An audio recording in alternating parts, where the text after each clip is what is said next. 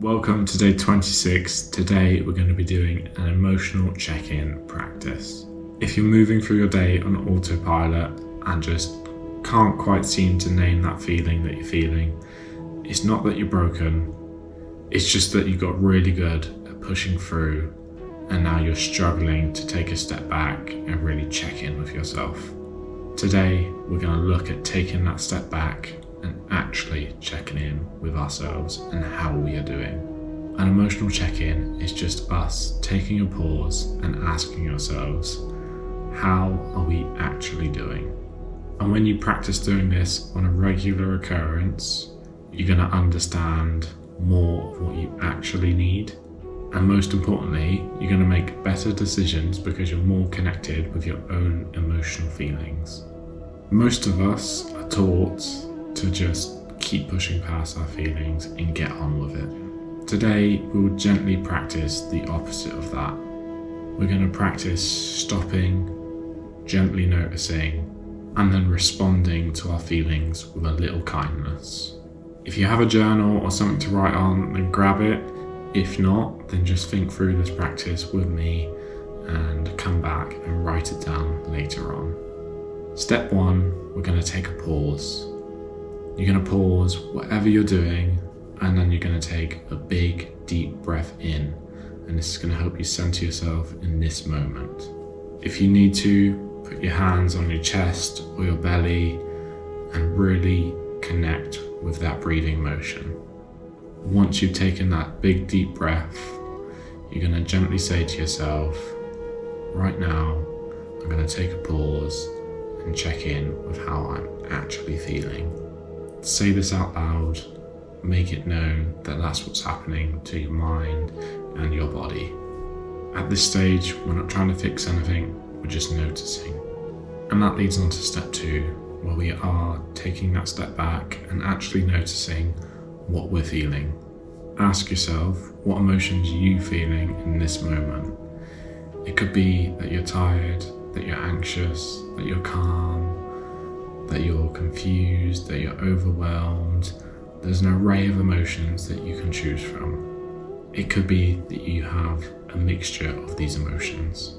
If you're struggling to think of the emotions that you're feeling right now, think about what's happening with your body. Maybe your chest is tight, and that means you're probably feeling a bit anxious. Maybe your body feels really heavy, which could mean that you're exhausted or sad or depressed. Or you could feel numb, which could mean that you're overwhelmed or burnt out. Think about what emotions you're feeling and just note them down for now. For me, for example, I would say that I'm feeling tired and a tiny bit frustrated. But if you're struggling to name the emotions, then just write down that if you are feeling these areas of your body that are notifying you of something, say, I'm feeling these areas such as the tight chest, but I can't quite name the feeling at the moment. This is still an indication that you are feeling something, you're just not able to name it at this point in time. Step 3 is to explore the emotions.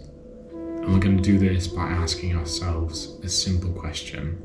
What might be contributing to why I'm feeling this way? And it's really important here, you're not blaming yourself, you're just trying to find what's contributing to that feeling. And like with a lot of things, when it comes to our emotions, our feelings, there's quite a long list of why we could be feeling this way. But some examples for you is that you've been working non-stop without proper breaks. Maybe you haven't slept properly in several days. Maybe you've been struggling to fit in your meals properly. Maybe you're worried about money, a relationship, or your health, for example. There's just a few things that could lead to why you're feeling this specific emotions. Spend a couple of minutes here, really think about why you're feeling these emotions, and just write yourself a little sentence about why you are feeling this way. And again, you're not blaming anything, you're just being curious, you're just finding out the information that you need to help your way through this. Step 4 is to ask, and this is the most important part of this practice. we're going to ask ourselves what we truly need in this moment to help us get through these emotions. And this is not what you should do, it's not what's going to keep you productive, it's what you need, what your body needs, what your mind needs. Again, this is a long list, but some options could be that you need some rest. Maybe you need to spend some time with your friends. Maybe you need some good food, a drink. Maybe you just need a break from all the screens that we all have all around us all the time these days.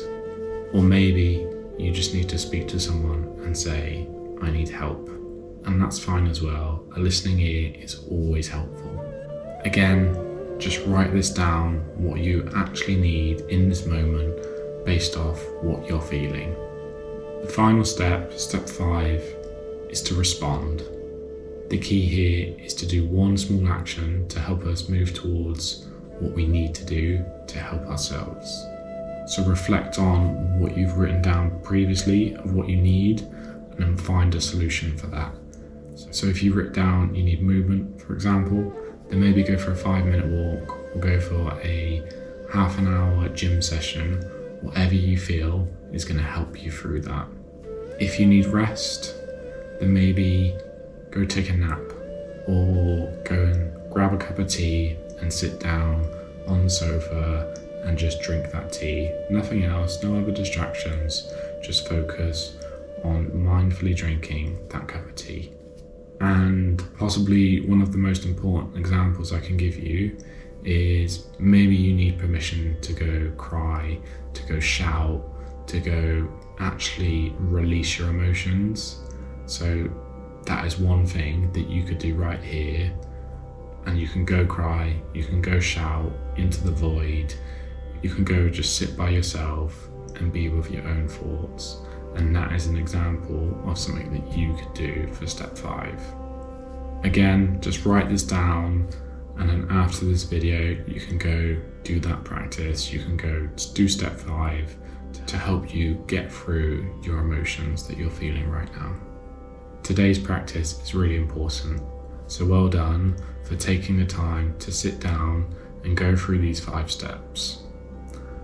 I wish I had this when I was at my lowest point, this method of reflecting on my emotions, but unfortunately I just didn't, and that's why I got to the state where I was suicidal as a teenager. Thankfully, I have this practice now to guide me through and take the steps that I need to help manage and get through my emotions. With that, I have 4 questions for us to reflect on today. Question 1, what emotions did you notice in our initial check-in?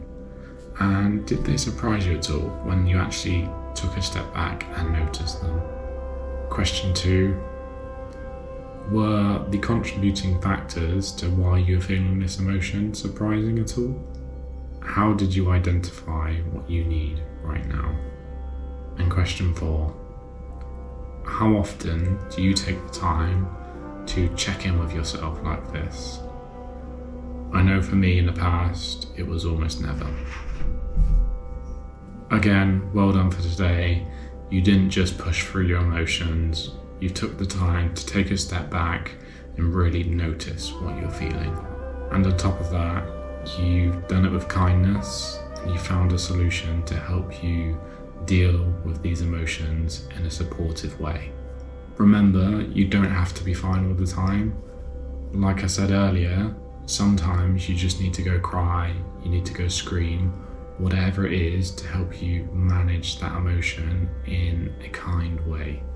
And taking that step back to notice your emotions is the first step in truly understanding why you're feeling this way. For day 27 of the 30-day challenge, we're going to be doing a mindful rest practice. We're going to explore what real rest actually means, and we're going to do it in a way where you don't feel guilt or the pressure to be productive. For now, go enjoy the steps you've put down to go manage your emotions in a kind way. I will see you tomorrow.